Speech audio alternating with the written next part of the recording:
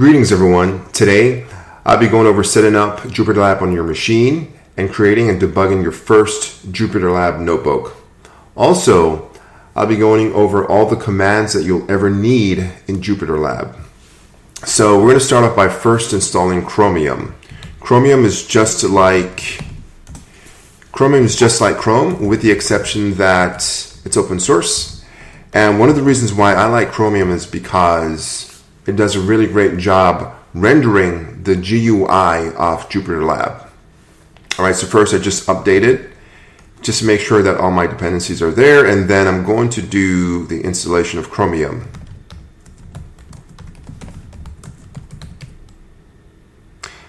So I actually have Chromium installed already, and all right, so now that Chromium is installed, the next step is to use a lightweight virtualization. And the reason why this is really beneficial is because it allows you guys to follow along, especially if you have Windows. That means that any issues that I run into with installation processes, you guys will run into as well. And this makes your system in parity with mine. So again, the game plan is to create a lightweight Docker container, go inside the container, access the terminal, and then install Python, right? It allows us to have a more stable system. So let's install Docker. So I'm going to install Docker with sudo apt install docker.io. So there's docker.io, and then there's docker.ce, which is the community edition. I recommend installing docker.io if you are on Linux, because this is open source and it just plays really well with a Linux system. Now, if you don't have Linux, I recommend installing a Docker desktop. So I already have this installed in my system. For you guys, that may take about 30 seconds to a minute to install as well. All right. Once we have Docker installed, the next step is to spin up a Docker container that we can use to access Jupyterlab inside. So I'm going to create a Docker container. The name is going to be called JPL for Jupyterlab, and the entry point, which is the program that's run immediately as a container spun up, is bash, which is to get access to the command line. And then we're going to do net host, which means that our container will have access to the network of our host machine. And then also I want to access a volume. Actually, I forgot to do something. What I'm going to do here is I'm going to make a folder called output, and this folder is going to house all of my output files. So the idea is to go inside the container, access Jupyterlab, create our Jupyterlab notebook, and then store that in our output folder. So let's go back. So Docker run JPL, which is the name of our container, entry point, which is the program that we want to access, and then we're going to do net host to access the host network. And let's see what else. So the volume that I want to access is our current working directory, and then we're going to do output, which is the folder that we just created here. And then, let's see what else. Then inside of our container, this output folder will be called output, which makes it really easy to reference. And we're going to be using a Debian image. All right, so let's run this. I will run this with sudo. All right, so as you see here, we just spun up our container and we're able to access the terminal. And by the way, I don't think I mentioned what this does. So this allows us to access the terminal interactively, and that's exactly what we're doing here. So now that we have access to the inside of our container via the command line, the next step is to install Conda. And Conda is a tool which allows us to have virtualization of Python. One of the questions that you may ask is, why would I want to install Python? It's because if I do Python here, you'll notice that Python is actually not installed. Even if I did use an image that had Python installed, Conda is actually better because it allows us to have very precise control over our Python environment. This is really great if you're doing machine learning or scientific applications. So I definitely recommend using Conda. Alrighty, so in order to install Conda, we're going to go out there to the internet and pull the Conda installation script. But the thing is, if I did wget, I'll see that wget's not installed. So I'm going to start off by installing wget. So I'll do app update to update our system. And then I'll do apt install wget.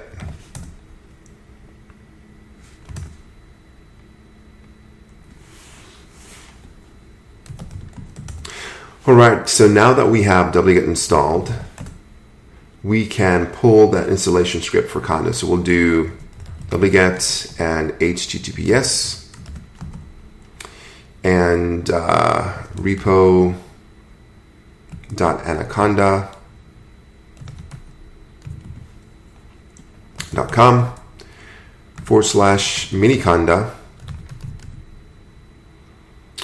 /miniconda 3 -latest -linux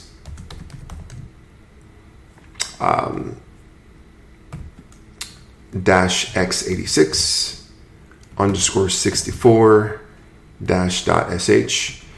Now I'm going to give this an alias. I'm going to rename this file. If I did not, it would have this really long name, and I don't want that. So I'm going to rename this as, let's see, just call this miniconda.sh. And enter. So now it's running, it's actually pulling that file.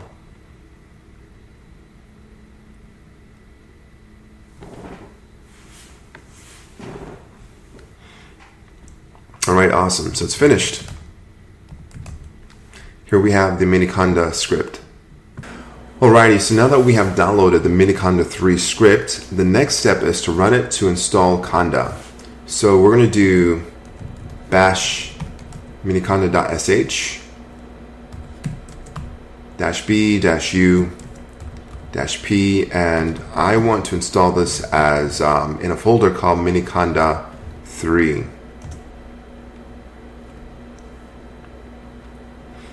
So as you see, it's running and it is installing Conda within that folder. Perfect. So if I do ls, I should see that we have a folder here called Miniconda 3. Good. Next, I'm going to load, actually, let me remove the script. We have miniconda.sh. We don't need that anymore, so let's remove. So I'll just remove miniconda.sh, and that's gone. Perfect. Next, I'm going to load Conda within our current context. So I'll do miniconda 3 bin conda, and I'll do init bash. Perfect. And then I'm going to repeat the process for gcell. So I'll do this. Perfect. Good. And I'm going to load this. So I'll do source bash, and I'm reloading the bash file so that way I don't have to restart. Let me show you what happens. If I do Conda, right now Conda is not being picked up by my system, even though it's really there. So in order to do that, I have to do source. So I'll do source my bash file. Perfect. So as you guys see here, we have this, which lets us know that we now have access to Conda. And as you see, when I type Conda, I'm able to see all of the help options. All right. So now that Conda has been installed in our system, in our Docker container, the next step is to create our virtual Python environment. And the way that we do that is we do Conda create, and I want this virtual Python environment to be called Py310, and I will be using Python 3.10. So as I mentioned before, Python 3.10 is great because with Python 3.10, you have access to type hinting. It's built within the standard library. And I highly recommend it if you're doing any kind of coding within Python. So let's run this. So one of the really great things about Conda is that it allows you to install many different versions of Python, and it actually goes out there, reaches, and then gets that executable. So it might seem like something trivial, but if you were to install Python yourself, and you can install Python yourself without Conda, however, you're going to have to deal with dependencies, build-in, it's going to take a lot longer. So highly recommend it. So now that we have created this Python 3.10 environment, I'm going to activate it. So I'll do conda activate Py 3.10. Awesome. And as you guys see here, it switched over from the base conda to Py 3.10. So now that we have Python 3.10 activated, what we're going to do next is install Jupyterlab. So we'll do pip install Jupyterlab.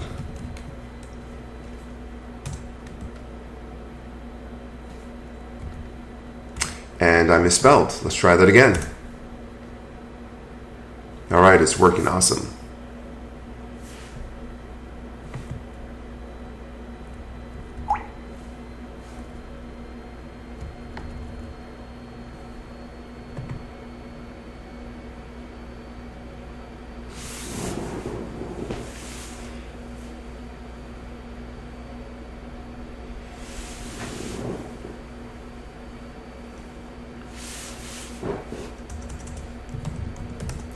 Perfect. So now that Jupyterlab is installed, we are going to spin this up. So we'll do Jupyterlab, and for IP, I'm going to be using 0.0.0, and I will be using port 88 or 888, and I need to do allow root. The reason why is because, again, I'm inside of a Docker container, and if I don't do allow root, it's going to complain and fail. In fact, let me show you what happens. So, as you saw here, it's kind of hard for you guys to see, but if I move this up, you guys will see that it says running as root is not recommended. Then it ends. That's not what I want, right? So I'm going to run this command again, and I will allow root. And enter. Awesome. So as you guys see here, it is running right now on my system. And what this is telling me to do, it's saying that, hey, if you go to this particular URL and then you use this token, you'll have access to your Jupyterlab notebook. So I'm going to open up Chrome and navigate to that address.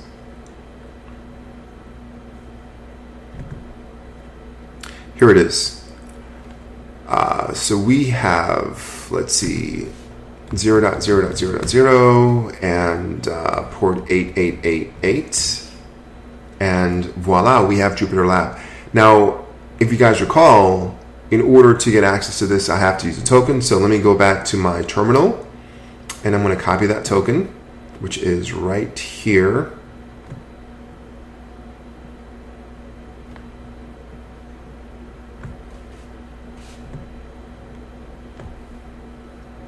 Navigate back to my, okay, I see what happened. So I got the equal sign. So I need to remove one of those characters. Perfect. All right, so we have Jupyterlab. I'm going to remove this for just one moment so you guys can see Jupyterlab. All right, so welcome to Jupyterlab. And we're going to start off with a hello world example. So the first thing that you should know actually is that Jupyterlab has these things called cells. So what you're looking at here, this is a cell. And in a cell, you can have really three forms of input. You can have code, you can have markdown, or raw. So I want to give this a nice heading. So I'm going to make this into markdown. So we'll call this hello world example.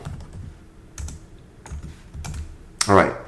And let's write some code. So I want to make this cell into a code cell. You guys see here that it's actually code. And we'll do message is equal to hello world. And then we'll do print message. And then we'll do print done. All right, so very, very simple program. And we're going to run this program by, there are a couple of ways we can run this, but we'll run this by either hitting this button here or typing Shift Enter. So let's run this. All right, perfect. So it ran very quickly. And as you guys see here, we have the output of hello world, and then it says done, which is exactly what we expected. So very simple. Now, the next thing that I want to show you guys is how to debug. So in order to debug, we're going to activate debug mode by clicking this button. And then we have the ability to put breakpoints. So my screen is pretty tiny here. Let me zoom out so you guys can see. Perfect. So now that I have activated the debugger, I can actually put a breakpoint here. So let's put a breakpoint right here. And then I'm going to go back into the cell and then run this once more. All right, so we'll do run. Perfect. So as you guys see here, the execution froze right here. So my message has been defined as hello world. It hasn't yet printed the message. And I can advance the debugger by clicking these buttons. So let me advance to the next line. Perfect. So as you guys see here, it prints out hello world. I do note that, one of the cool things, just like any other debugger, is that you can see the values of these variables, right? So as you see here, hello world is the value of message. And of course, this is really simplistic. It can be something more complex, more complicated. But this is just a really basic example to get you guys started. So you guys could do debugging as well within Jupyterlab. All right, so let's continue the execution. And it finished. Perfect. So now you guys have the capability of writing programs like this, and you now have the capability of debugging. So the next thing that I want to discuss is going to be the commands. So as I mentioned before, Jupyterlab has a lot of commands, but I think that you only need to know a handful and then you're good. Right? So I'm going to go over all the commands that I think you need to know. Delete that cell. All right, perfect. So, so the first command that you guys need to know, and what I'm going to do is I'm going to give this a heading. So we'll call this, make this into Markdown, and let's call this useful commands. So useful commands. So the first command that you guys need to know is enter. So when you type enter, that allows you to enter into a cell. And you may notice that here I'm putting 1 and 2 and so forth. When this is rendered as Markdown, it's going to look like this, right? So again, Markdown is a really cool way of rendering information. So as you're presenting your Jupyterlab notebook to your friends or colleagues, they will be able to see both code here and see messages here, right? So they can see both at the same time. So the next thing that I think you guys need to know is escape. So escape will allow you to exit a cell. I'll give you an example. So if I hit escape right now, do you guys see what happened? So when I hit escape, it allows me to exit that cell. So very, very simple commands. And what I'm doing here, by the way, is I'm going from the most important commands to the least important commands. All right, so let's keep it going. I'll do a horizontal line here. That looks like that when you render. Whoops, whoa. Let's try that again. All right, perfect. All right, the next command that you need to know is deleting a cell. So DD. When you type, actually no, let me not get to DD yet. before I get to DD, I forgot. The next most important command is actually Y. So Y is what you use for changing the format. So changing the cell format to code. So change cell format to code. And then we have M, which is to change the cell format to markdown.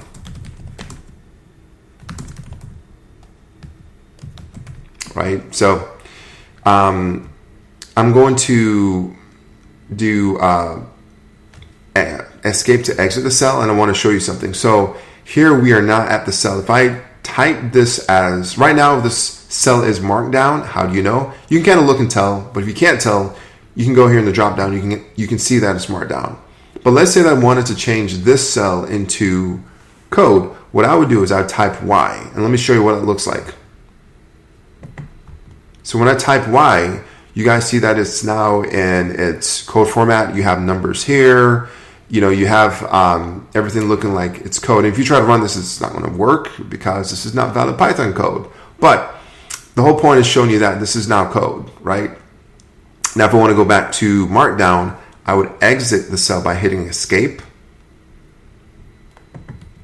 And then I would type M for Markdown, right? And you see how you have that. And you can go back and forth. So you can toggle back and forth, right? And as we're doing that, you can see this change happening in this drop down too. You can also do this in the drop down, but I think it takes too long to navigate to the drop down and switch back and forth. So highly recommend you guys just to memorize these shortcut commands.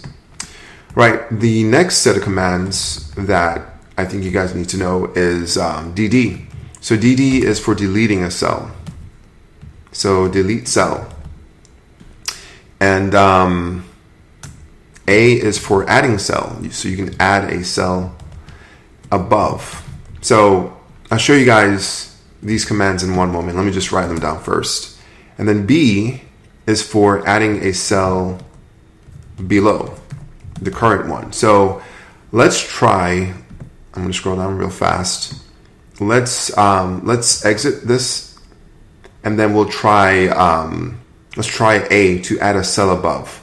So right now, directly above this cell, we have this code, right? So if I type A, do you guys see how it added a cell directly above, right? And if I type A again, I can add more cells, and it's being added above. Now, if I type DD, that's going to delete cells. Right now, we are at this cell. Let's delete it. Delete, delete, delete. Perfect. If I go to this cell, which I'm currently at this cell, and then I type B, this will add a cell below. So let's give that a shot. B, B, B. So do you guys see how that works? You just, A is for above and B is for below. Pretty simple. So let's get rid of these extra cells. All right. Let's see what else you guys need to know. Put a horizontal line here. The next set of commands that I recommend you guys memorizing is pretty much, simple, like copy paste, and then also doing and then undoing. So C is for copying a cell. So copy cell. V is for pasting a cell. X is for cutting a cell.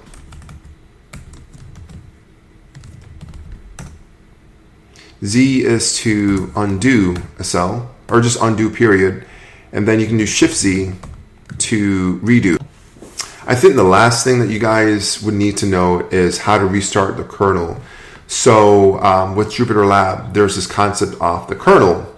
And what's cool is this is actually, I see this as a pro and a con. So what happens is when you're running Jupyterlab, it actually remembers. So if I were to put a breakpoint here, and then I run this, it's going to have the value of, let's see, I'm going to do Shift Enter. It actually has Hello World stored already because it ran it the first time and it has that value there. Now, if you're trying to restart everything, you want to kind of see what the value is before it was defined, what you would have to do is restart the kernel. So what I would do is I would type the command of 00, and that's the last thing that I think you guys need to know. So let me type it here. And I forgot, you know what? I forgot to put the bullets. So I'm going to put this as a 1 and a 2, and this as a 1 and a 2 as well. So this will help with the rendering and make it more human readable.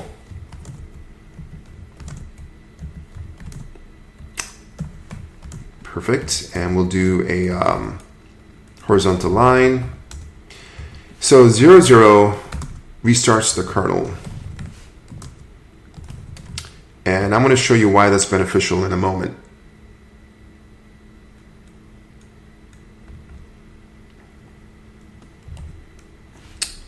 All right, shift enter, perfect. And so coming back to where we were here, I'm going to do 00, and it's asking me, do I want to restart the kernel? I do, yes. All right, so debug mode's on, and then I will put a breakpoint here, and then I'm going to type shift enter to run. Now what I expect to see is that once I reach line 2, or actually once I reach line 1, hello world should not be defined. It's defined after line 1, but not before. So let's run this. All right, perfect. So if you guys see, we're looking here in our variables, and hello world is not yet defined, but it will be defined once it passes line 1. There we go. So I know it's a very small difference, but if you're running, let's say you have a complex Jupyterlab notebook, and you're running everything from the start, sometimes you do want to clear your variables. All right, so that's pretty much it. So now you guys know pretty much everything that you need to know to get yourself started with Jupyterlab. You know now how to set up Jupyterlab via Docker. You get your virtualization. That way you can get a really nice Linux environment. Also, now you know how to use Conda to access precise control over your Python environment, where you can work with scientific applications and also machine learning applications. So if you've made it this far into the video, that means you probably find this content interesting. And if you want to see more interesting videos of this type, you can help out by donating to my Ko-fi page and or liking this video. Thank you. Take care of yourself.